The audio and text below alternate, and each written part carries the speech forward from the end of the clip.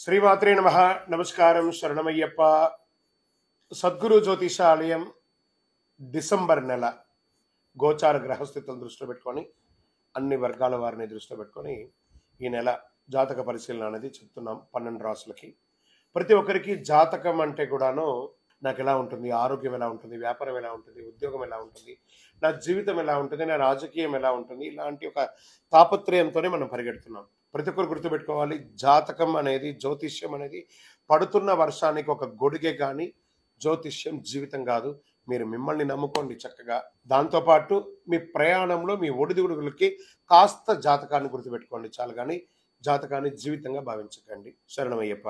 ఈ జాతకం దయచేసి అడిగేవాళ్ళు వాట్సాప్లో మాత్రమే మెసేజ్ పెట్టండి. అవకాశం ఉన్నప్పుడు రిప్లై ఇవ్వడం జరుగుతుంది, కానీ కాల్స్ చేయకండి. వాట్సాప్ చేసి మా ఆఫీస్ నుంచి మీకు కాల్ వస్తుంది. మీరు మీ జ్యోతిష్యం తెలుసుకోవడానికి మీ యొక్క date of birth, time of birth, place of birth WhatsApp చేయాలి.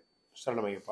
జ్యోతిషాస్త్రరీత్యా ద్వాదశ రాశుల్లో 9వ రాశి అయినటువంటి ధనుసు రాశి మిత్రులారా, మీరు మూలా నక్షత్రం 1, 2, 3, 4 పాదములు, పూర్వాషాఢ నక్షత్రం 1, 2, 3, 4 పాదములు, ఉత్తరాషాఢ నక్షత్రం మొదటి పాదానికి జన్మించిన మీరు ధనుసు రాశి వారిగా పరిగణించబడుతున్నారు.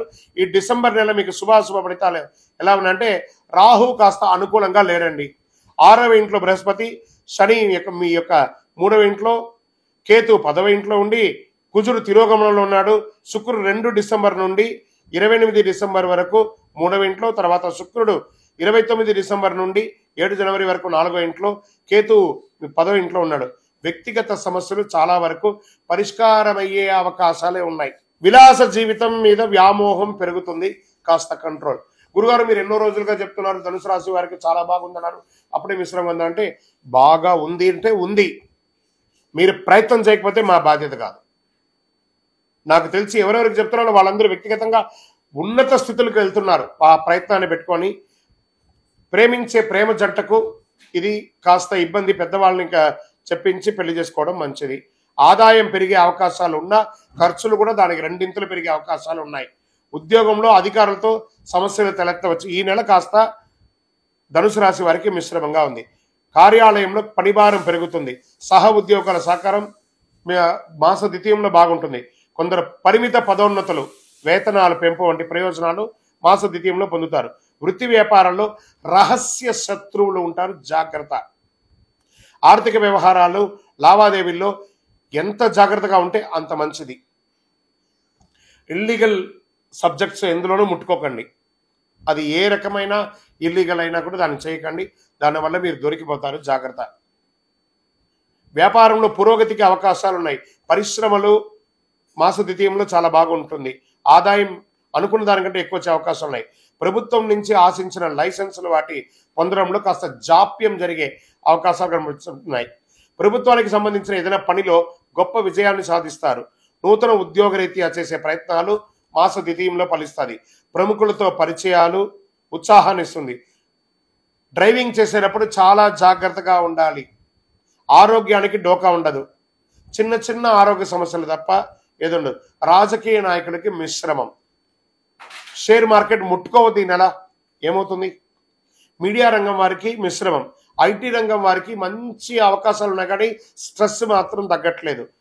వివాహం కాని వారికి ఈ యొక్క 2-3 నెలలు వెయిట్ చేయండి. మీకు అనుకూలమైనటువంటి రోజులు ఈ డిసెంబర్లో ధనుసు రాశి వారికి.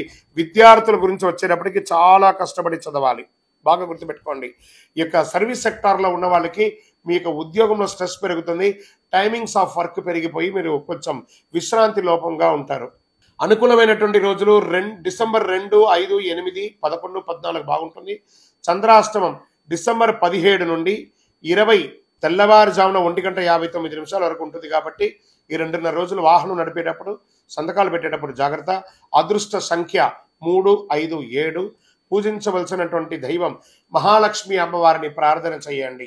మహాలక్ష్మి అష్టకాన్ని చదవండి. చక్కటి ఒక దేవాలయానికి వెళ్ళండి. సుబ్రహ్మణ్య స్వామి ఆరాధన చెయ్యండి. శనివారాల్లో శనిదేవుని పూజించండి తప్పకుండా.